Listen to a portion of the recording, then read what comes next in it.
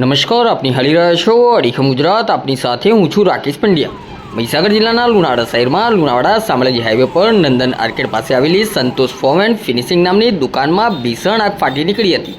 Nandan arcade પાસે આવેલી આ દુકાનમાં આગ લાગતા ચારે બાજુ ધુમાડાના ગોટે ગોટા છવાઈ ગયા હતા, જે દૂર દૂર સુધી જોઈ શકાતા હતા.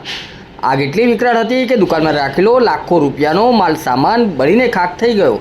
જો કે આગ લાગવાનું ચોક્કસ કારણ હજુ સુધી જાણી શકાયું નથી. ઘટનાની જાણ થતાં જ લુણાવાડા ફાયર ફાઇટરની 2 ગાડીઓ તાત્કાલિક સ્થળ પર પહોંચી હતી અને આગને કાબૂમાં લેવાના પ્રયાસો શરૂ કર્યા હતા. આ સાથે જ લુણાવાડા પોલીસ પણ ઘટનાસ્થળે પહોંચીને પરિસ્થિતિનું નિરીક્ષણ કરી રહી છે. સદનસીબે આ ઘટનામાં કોઈ જાનહાનિ થઈ નથી. નગરપાલિકા ફાયર ટીમે આગ ઓલવવાની કામગીરી હાથ ધરી છે.